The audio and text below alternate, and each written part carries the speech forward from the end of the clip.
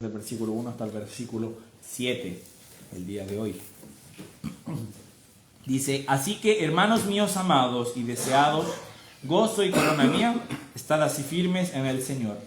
Amados, ruego a Evodia y a Síntique que sean de un mismo sentir en el Señor.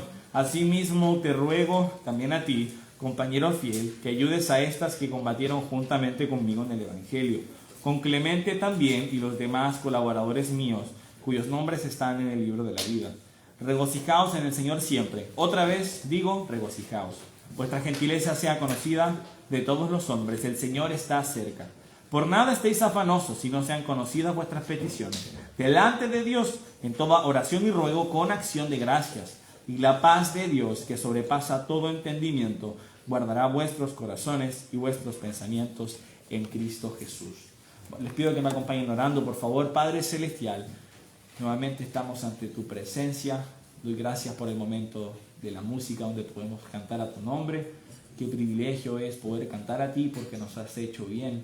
Y también el poder tener este momento donde me das el privilegio de enseñar, Señor. Yo te pido que este mensaje pueda ser de edificación, poder ser utilizado y poder siempre estar, no solo los domingos durante los servicios, sino toda la semana, escudriñando en tus escrituras, como aprendimos en la mañana, con un espíritu manso y dócil, dispuesto a ser gobernado por lo que tu palabra nos dice, ser moldeado por lo que tu palabra nos enseña.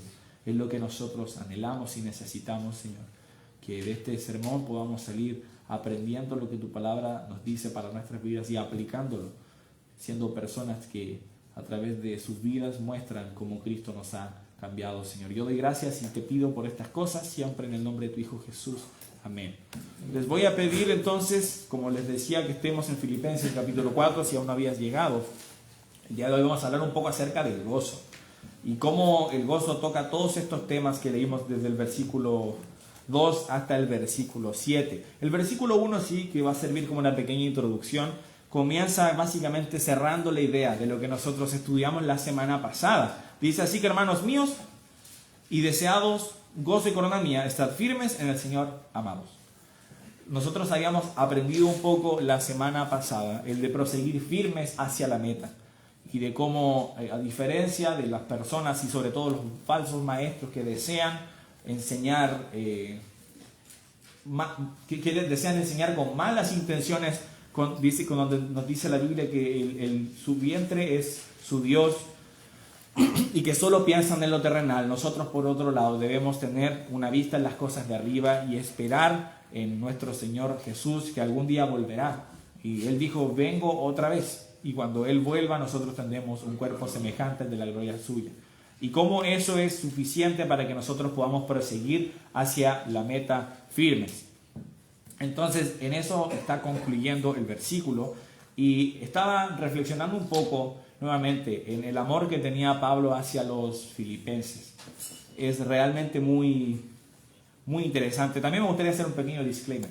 En especial los versículos 6 y 7 son versículos que me cuesta mucho poder entenderlos y poder estudiarlos. Entonces, yo hice mis apuntes, pero sí me influencié bastante en un libro de un pastor que se llama Oliver B. Green, para que lo sepan. Así que, hermano Nacho, la predicación fue genial, espléndida, es porque también tomé muchos puntos que él rescató, porque esos son versículos que en lo personal me cuesta entender, y me gustaría poder hacer un mensaje que todos puedan entender y que pueda ser aplicable a sus vidas, que el Señor pueda hablar a través de su palabra y yo ser un buen mensajero.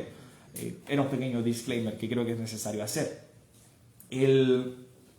Volviendo al tema, Pablo nos vuelve a describir a los filipenses con mucho cariño y mucho amor. Se refiere: hermanos míos, amados y deseados, gozo y corona mía. Y después termina el versículo 1 diciendo: amados. Vemos de que realmente Pablo amaba a los filipenses. Muy posiblemente la gran mayoría de las personas que estaban ahí quizás ganadas por él. O si no, el liderazgo muy posiblemente ganado por Pablo. Nosotros tenemos algunos de los relatos que ocurren de Pablo en la isla, allí en Filipos. Y nosotros podemos ver cómo él ganó al carcelero, cómo ganó a Lidia, y podemos ver cómo él fue utilizado en esa ciudad. Y esos son los comienzos de una iglesia. y ahora podemos ver de que hay sin duda un gran grupo de creyentes. No sabemos cuántos, pero ya era una iglesia constituida, había pasado tiempo y Pablo les amaba, tenía un lugar especial para ellos en su corazón. No es la primera vez en la carta que les habla con mucho cariño. Por ejemplo, el versículo 8 del capítulo 1 dice: porque Dios me es testigo de cómo os amo a todos vosotros con el entrañable amor de Jesucristo. Entonces vemos de que les amaba. Después en el 26 del segundo capítulo nos dice que tenía gran deseo de ir a verles. Él realmente tenía mucho cariño hacia esa iglesia. Y me gusta de que más allá de decir que les amaba, que les deseaba ver, él se refiere a ellos como su gozo y su corona. El día de hoy vamos a hablar acerca del gozo. Eran un motivo de gozo en Pablo. Le generaba alegría a Pablo saber que Dios le había utilizado a él para que ellos pudieran ser salvos, para que ellos pudieran ser discipulados. Y es bueno de que tú puedas experimentar el poder discipular a otros y el poder invertir tiempo y ver que personas se están congregando porque tú te esforzaste en que ellos estén ahí presentes. Es un gran motivo de gozo. Y para Pablo esto era de gozo, saber que ellos, los que estaban recibiendo la carta, estaban ahí porque Dios le había utilizado a él. Obviamente sin confundirnos de que no es nuestro mérito que alguien sea salvo o que Dios haga un cambio en una persona. Es algo que Dios hace, estamos claros de que es un mérito de Él. Sin embargo, es un motivo de gozo cuando ves que Dios da fruto al trabajo que tú haces. Y es por eso de que para Pablo ellos eran su gozo y su corona, su premio. El premio de ellos el premio de él eran esos creyentes. Y si tú alguna vez has discipulado a alguien, es de gozo y es de alegría poder ver que ellos están caminando y andando como Cristo anduvo. De hecho, es muy bueno de que nosotros podamos estar preocupándonos de eso. Si tú discipulas a alguien, si tú estás preocupado de la vida espiritual de alguien, deberías preocuparte de escribirle. Tú, si eres como yo, eso te cuesta. Yo la verdad puedo estar sin hablar con alguien 6 meses y no quiere decir que no te quiera. Quiero decir que hago cosas y no pienso en ti, pero no porque no te quiera. De hecho, justo conversaba hace un tiempo con una amiga del liceo y me decía: oye, no le quiero hablar más a él. Dije: ¿por qué? Porque hace 2 semanas tuve unas semanas muy difíciles y no me escribió este amigo. Y le dije: quizás es como yo, de los que pueden pasar 2 años y no te habla y después, pero pensé que simplemente no nos hablamos, pero no hay nada malo, ¿verdad? Hay gente que es así, pero no es bueno que nosotros tengamos esa actitud, sobre todo con alguien en quien estamos invirtiendo tiempo, a quien le estamos enseñando de la palabra, porque si esa persona, por ejemplo, ha recibido a Cristo, es un bebé espiritual. Y yo creo que aquí ninguna madre o padre dejaría a su bebé de meses sin ninguna atención, ¿verdad? La necesitan. Es muy bueno que nosotros nos estemos preocupando. Por ejemplo, no lo tienen que buscar, pero en la tercera carta del apóstol Juan, nosotros leemos en el versículo 4: no tengo yo mayor gozo que el oír que mis hijos andan en la verdad. Entonces, a Juan le agradaba saber que sus hijos estaban haciendo buenas cosas. Y también a Pablo le agradaba, después vamos a ver en otros versículos, en otros mensajes más adelante, ver cómo los filipenses también andaban en buenos pasos cuando le apoyaron financieramente. Entonces nosotros podemos ver de que Pablo tenía un cariño hacia ellos porque él había invertido tiempo en ellos. Y es muy bueno de que tú puedas experimentar eso también, poder invertir en otras personas. Eso fue un extra, pero pensé que era bonito mencionarlo porque las palabras que tenemos aquí son las palabras del Señor y no están ahí por coincidencia. Pensando en esto, leamos el versículo 2, dice: ruego a Evodia y a Síntique que sean de un mismo sentir en el Señor. La verdad, este es uno de los versículos que personalmente a mí me da bastante risa, porque yo pienso, lo que tenemos aquí son las palabras inspiradas y preservadas de Dios. Y un pleito entre 2 hermanas llegó hasta el día de hoy. O sea, casi como lo que algunos dirían, nos llegó el chisme, como que hubo un problema con Evodia y Síntique, ¿qué habrá pasado ahí? No se vuelven a mencionar por el origen griego de los nombres, eran nombres femeninos, y después es por eso que nosotros se menciona en el versículo 3 como estas. Y lo que sabemos es de que al parecer había un problema en esa iglesia. Muy posiblemente fue el mismo Epafrodito quien le hizo conocer este problema a Pablo. Y fue un problema tal que Pablo tuvo que tomar cartas en el asunto. Él tuvo que tener que intervenir porque era un problema conocido en la congregación. Se nos menciona que son dos personas, pero no son dos personas cualquiera. Cuando nosotros seguimos leyendo en el versículo 3, nos dice: asimismo te ruego también, compañero fiel, que ayudes a estas que combatieron juntamente conmigo en el Evangelio. Entonces, eran mujeres, hermanas en Cristo, porque nosotros después leemos que dice que sus nombres estaban en el libro de la vida, que habían ayudado juntamente a Pablo, habían colaborado con él, pero había un conflicto tal que nuevamente Pablo tuvo que mencionarla en su carta.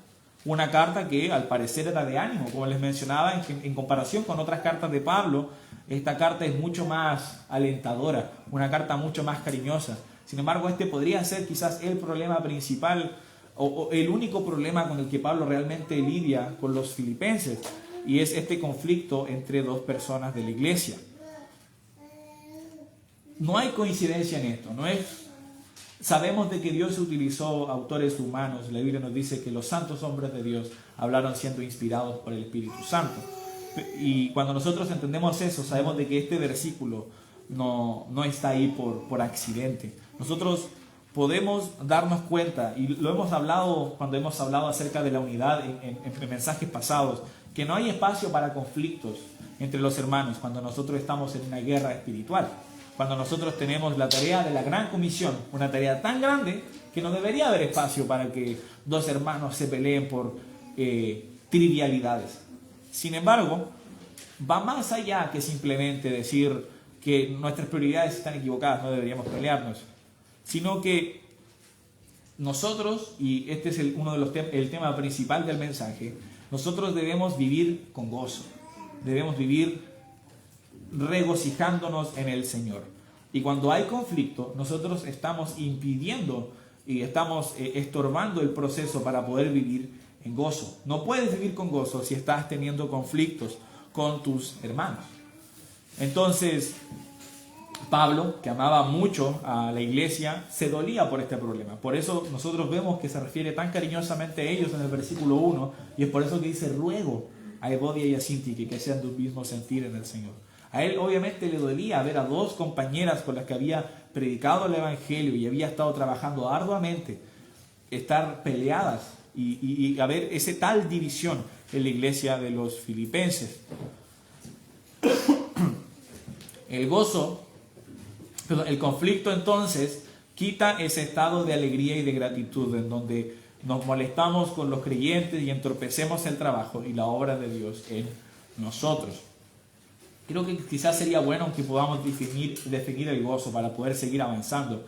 El gozo yo lo traté de definir tomando algunos versículos y estudiando como este estado de alegría, de agradecimiento en el que los creyentes descansamos en quién es Dios y en lo que ha hecho, principalmente en su obra redentora. Entonces nosotros podemos tener gozo, y si te das cuenta aquí yo no menciono algo como emociones, tampoco menciono como algo como circunstancias, sino que está basado en los hechos de quién es Dios y de lo que ha hecho con nosotros. Y cuando tú consideras esas cosas, tienes motivos de sobra para poder tener gozo. Pero cuando hay conflicto en una congregación, cuando hay problemas, nosotros no solo estamos perdiendo el tiempo que podríamos estar invirtiendo en el trabajo que el Señor nos ha dejado, sino que más encima estamos perdiendo la oportunidad de vivir con gozo. Estamos viviendo con resentimiento, con amargura, y esas cosas no tienen lugar en una iglesia que quiere trabajar por el Señor. El gozo está presente, y esto es muy importante, el gozo está arraigado y presente en las verdades que nosotros encontramos en la palabra de Dios. Acompáñenme por favor al Salmo 19, siempre guardando tu lugar en Filipenses. Salmo capítulo 19. Leamos el versículo 8, por favor.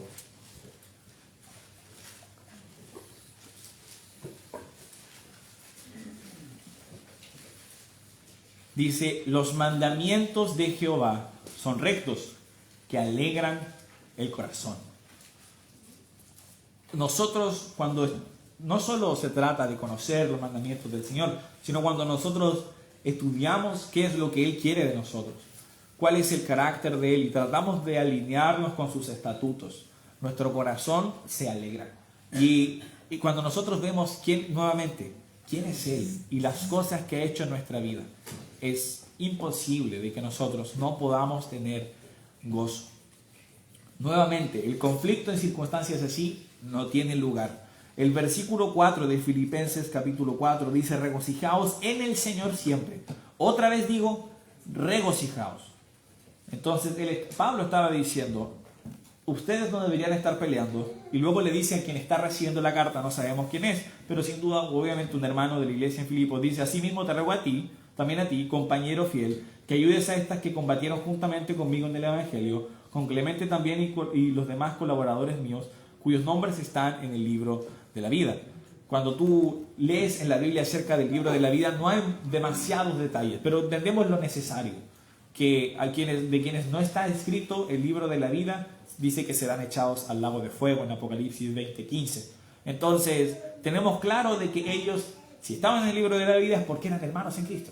Es porque no estaba hablando de personas perdidas dentro de la iglesia, eran personas que él sabía. Yo sé por cómo me han ayudado y cómo han trabajado, que son hermanos en Cristo. Entonces, no puede haber un conflicto así. El gozo, entonces, es un estado en el que nosotros decidimos, a pesar de las circunstancias, a pesar de nuestro estado anímico, a pesar de las dificultades que nosotros podemos enfrentar, nosotros aún así estamos agradecidos y contentos con las cosas que Dios nos da, recordando siempre nuevamente quién es Él y lo que ha hecho. Acompáñenme a 1 de Tesalonicenses 5, por favor. 1 de Tesalonicenses, capítulo 5.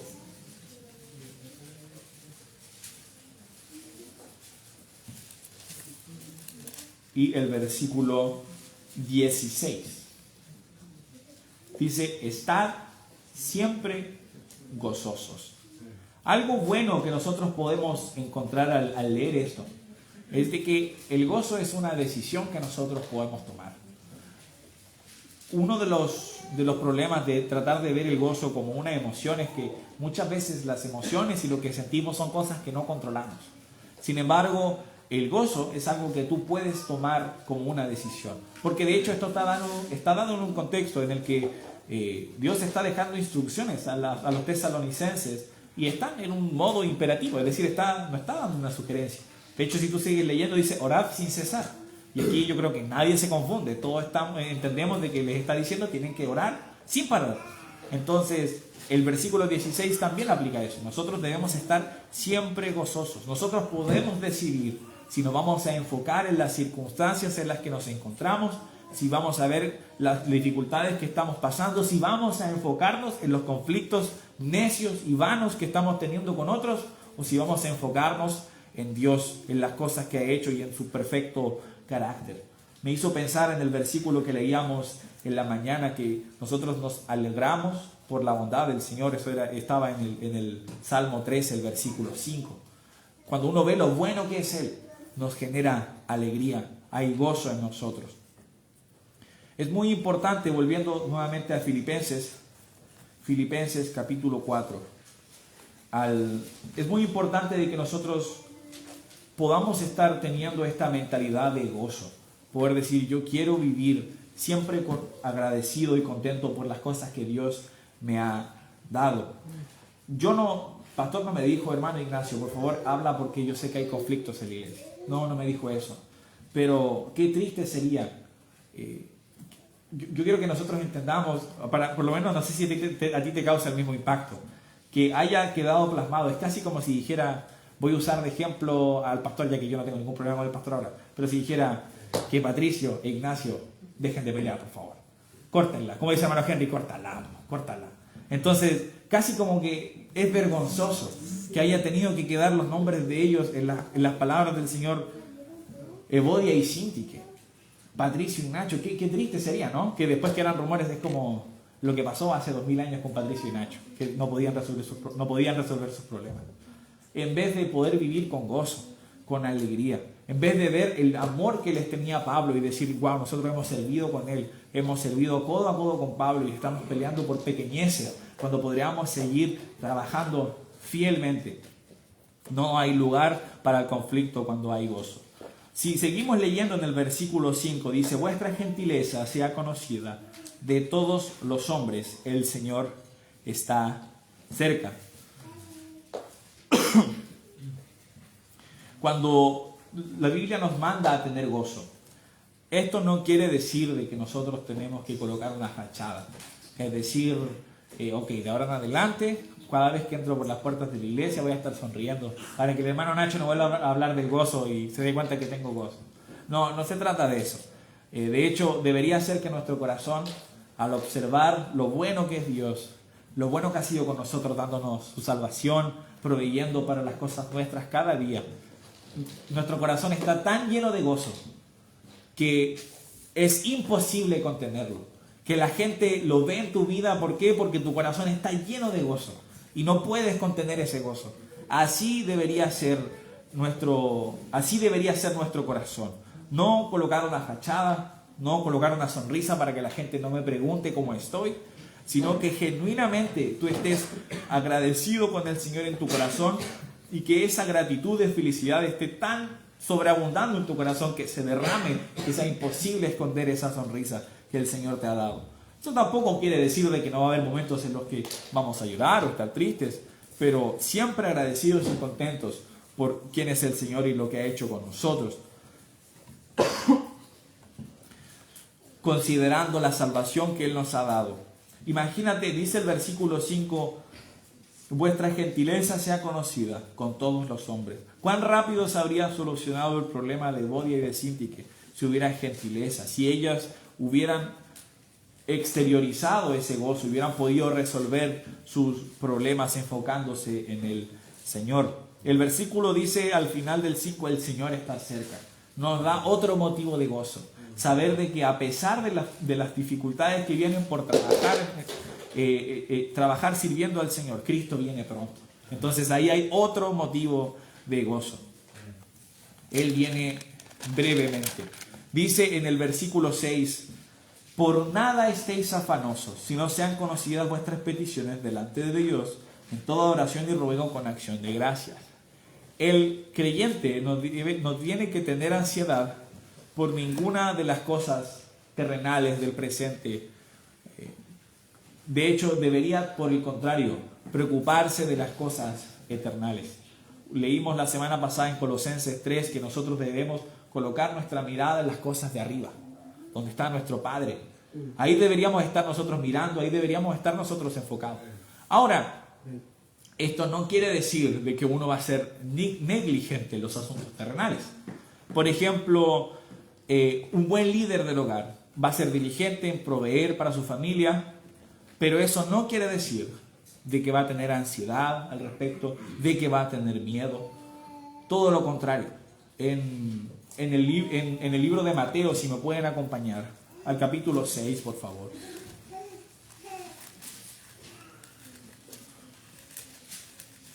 Mateo capítulo 6. Vamos a leer un versículo bien conocido. Vamos a leer del versículo 32 y el versículo 33. Dice, porque los gentiles buscan todas estas cosas, pero vuestro Padre Celestial sabe que tenéis necesidad de todas estas cosas. Mas buscad primeramente el reino de Dios y su justicia, y todas estas cosas os serán añadidas. Nosotros nos damos cuenta de que Dios entiende lo que nosotros necesitamos y de que Él promete suplir las cosas básicas, siempre y cuando nosotros nuevamente nos enfoquemos en las cosas que realmente importan, su reino y su justicia. Si por otro lado nosotros nos estamos enfocando en las cosas terrenales, nos estamos pareciendo al otro grupo que Jesús decía, los gentiles. Dice que ellos se preocupan de estas cosas, pero nosotros no deberíamos preocuparnos de cosas insignificantes, como qué vamos de comer o qué vamos a beber. Jesús en el mismo Sermón del Monte habla acerca de cómo nosotros no podemos servir a dos señores, que no podemos servir a Dios y a las riquezas. Y hay otro versículo que me gustaría que me acompañaran a ver, está en Proverbios capítulo 30. En Proverbios capítulo 30,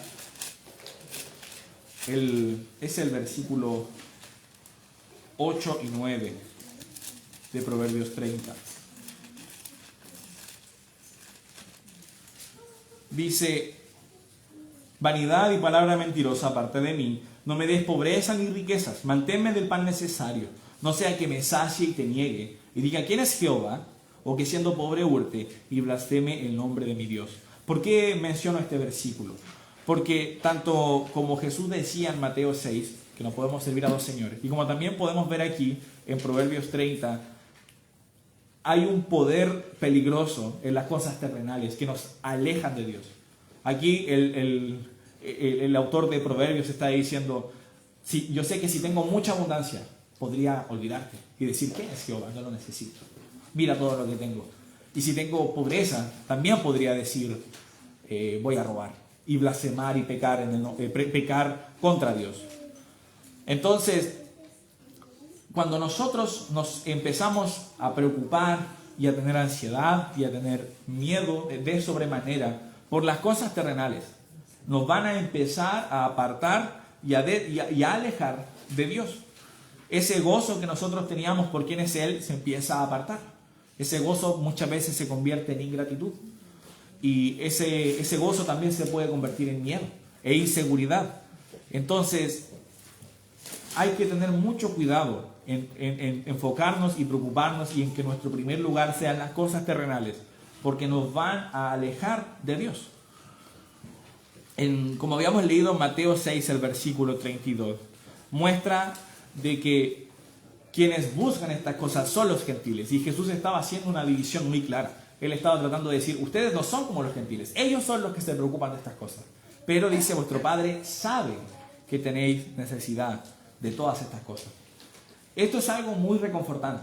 Saber que cuando puede parecer que las cosas van a estar difíciles, Dios sabe que tú necesitas comer. O sea, tienes que pensar, Dios te creó. Dios te creó con la necesidad de comer, con la necesidad de dormir, con un cuerpo que tiene frío y que cuando está en invierno necesita abrigarse y que cuando hace calor necesita ventilarse. Entonces a Dios no se le pasó eso. Dios te diseñó así. Entonces Él sabe que tú tienes necesidad de estas cosas. Más aún, siendo Jesús y habiendo habitado en esta tierra, Él experimentó en carne propia lo que es tener hambre, lo que es estar cansado, lo que es tener sueño, lo que es el frío o el calor. Entonces, no solo se trata de que Él lo sabe porque Él es omnisciente, Él ha vivido y entiende las necesidades que tú y yo tenemos.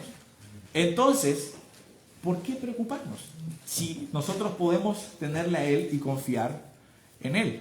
Acompáñame nuevamente a Filipenses capítulo 4. Teniendo esto claro, nosotros podemos tener el gozo, podemos experimentar el gozo, porque vamos a entender de que Dios tiene todo bajo control y Dios sabe lo que necesito. Ahora, Dios quiere que nosotros verbalicemos a través de la oración estas cosas. Vemos en el versículo 6, si no sean conocidas vuestras peticiones delante de Dios en toda oración y ruego. Es muy importante, ya lo leímos, no tenemos que ir de nuevo, pero en 1 de Tesalonicenses 5 leímos que nosotros debemos orar sin cesar. Y Él desea que nosotros estemos acercándonos a Él en oración. Por ejemplo, otro versículo que habla de eso, por si no me crees, acompáñame en 1 de Pedro capítulo 5.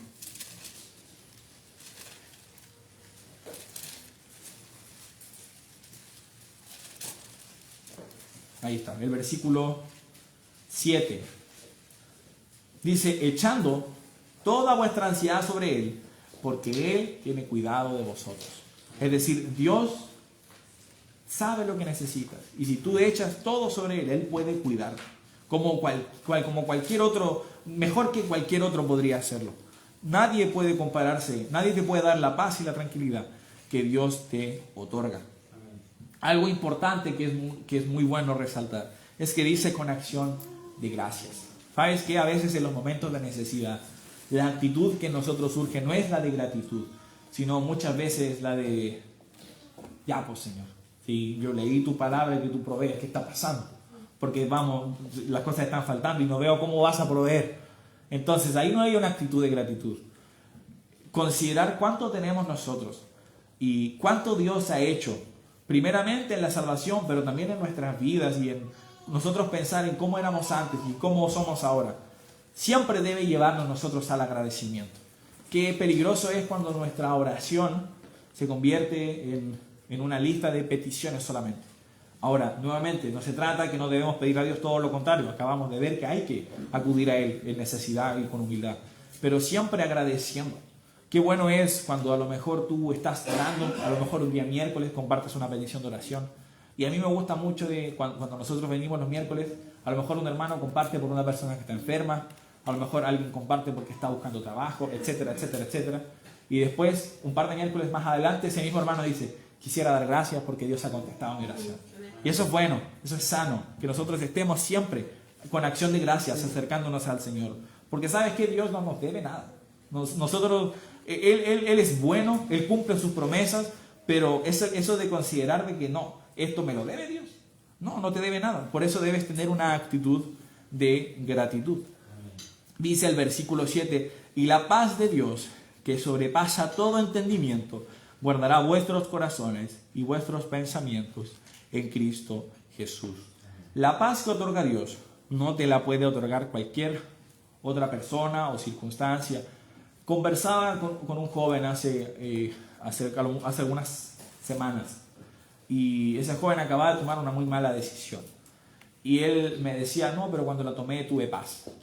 Y yo le decía, probablemente tuviste paz temporal, las emociones a veces nos juegan una mala pasada, pero no hay mejor paz que la paz que nosotros encontramos estando en el centro de la voluntad de Dios, haciendo lo que Él quiere y disfrutando de que Él escuchó nuestras peticiones y de que Él ahora obrará. Justo también leía esta semana una frase del misionero Jim Elliot, que si quizás no recuerdas, él falleció si mal no recuerdo era Ecuador. Y estoy tratando de recordar bien su frase, no la anoté, pero creo que es muy pertinente, que decía de que la voluntad de Dios nunca te va a llevar a un lugar donde no alcanzas su provisión. Es decir, Dios está tan claro de las cosas que cuando tú tienes esta certeza, estás arraigado a sus promesas, estás arraigado al carácter de Dios. Entonces, la paz que tú tienes no es explicable. La paz que tú tienes realmente no entra en la capacidad de otras personas. Quizás en la hoja de las finanzas no tiene sentido. Dices, ¿cómo vas a hacerlo? Justo ahora sucedió un imprevisto, ¿cómo Dios va a proveer? Pero la paz que tú tienes no va a poder ser explicada por números. Solo va a ser explicada por las promesas y el carácter de nuestro Señor Jesús. Yo trataba de buscar cómo uno podría, quizás de una manera más caricaturesca, explicarlo. Y busqué en Google, ¿quién es la persona más rica en el mundo actualmente? Según Google, así que si está mal, ahí me corrigen después, es Elon Musk, el dueño de Tesla, de Twitter también, que ahora se llama X, que tiene 400.000 millones de dólares.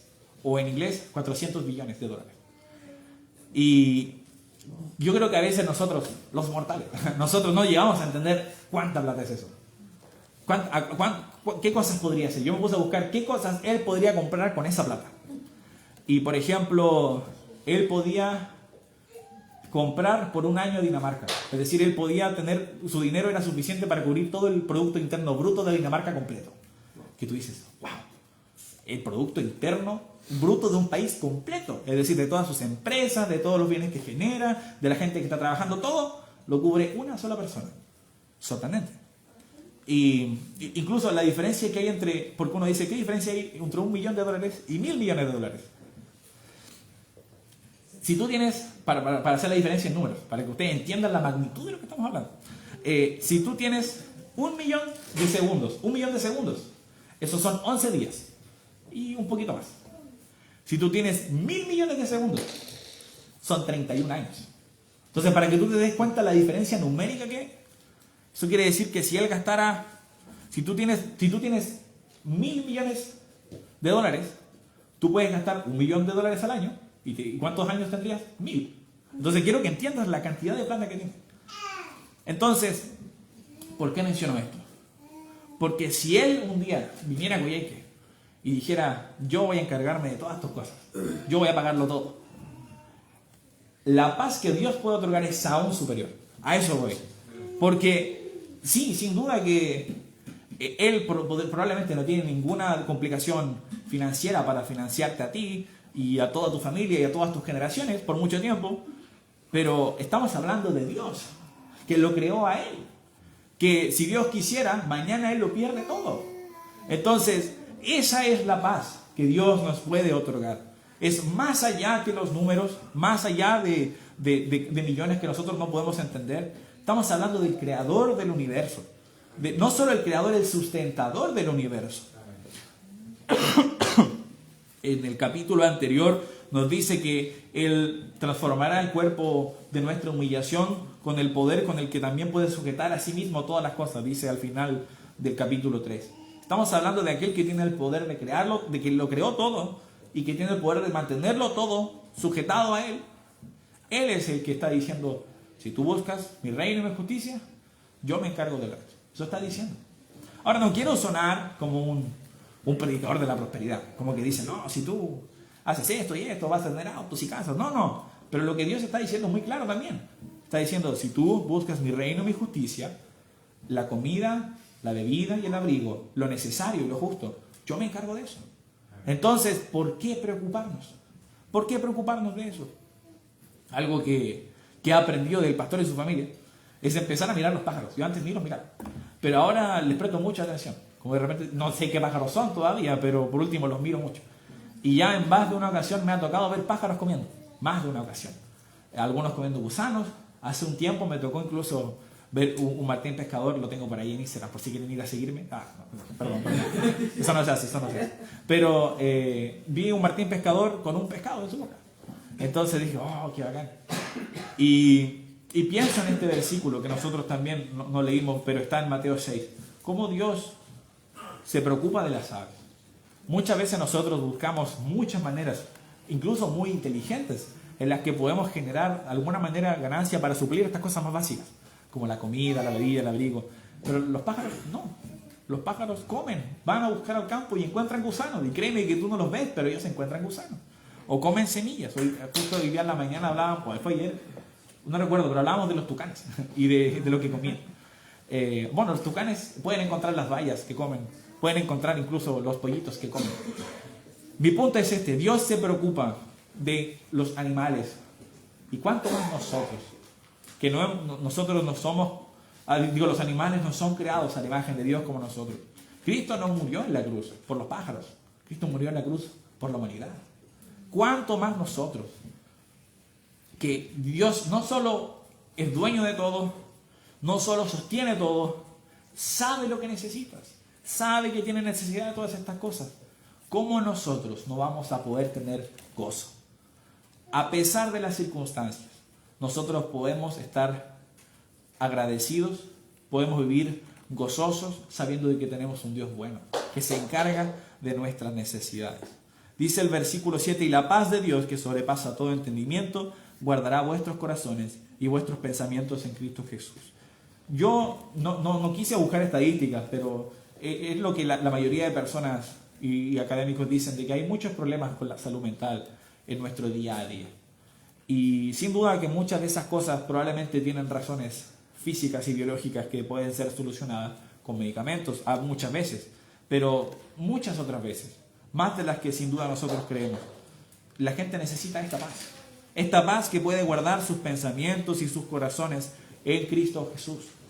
Porque muchas de las cosas que la gente experimenta, ansiedad o ataques de pánico, muchas veces son porque ellos no tienen seguridad de lo que va a pasar después. Y tienen miedo de lo que podría suceder y qué pasará a fin de mes.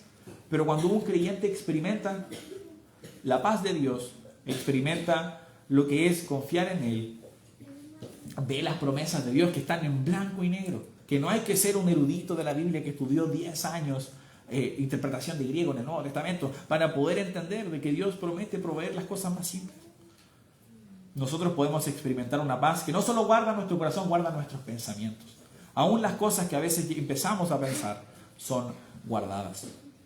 No quiero entrar tanto en pensamientos porque eso ya es materia del siguiente mensaje. Pero qué bueno que nosotros tenemos tantos motivos para vivir con gozo. Un cristiano con gozo puede experimentar la provisión de Dios y la paz que sobrepasa todo entendimiento. Les voy a pedir que me acompañen orando y con esto vamos a terminar.